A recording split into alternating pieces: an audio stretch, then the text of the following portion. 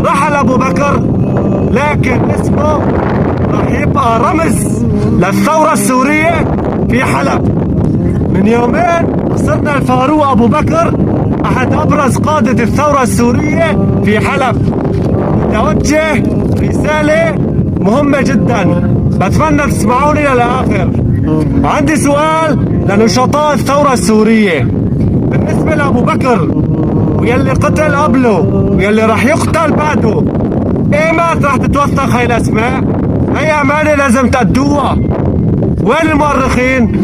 وين الاعلاميين؟ وين المثقفين؟ ابو بكر من اوائل يلي خرجوا في المظاهرات ضد نظام الاسد المجرم في حلب. ابو بكر من اوائل اللي حملوا السلاح وقاتل نظام الاسد وشبيحته في حلب.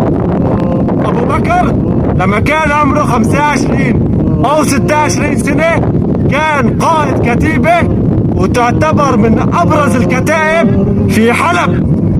ابو بكر انصاب عدة اصابات في المعارك، وكان عنده اصابة في الخاصرة عملوا له عملية واستأصلوا الكلية، فكان في الفترة الماضية عايش على كلية وحدة.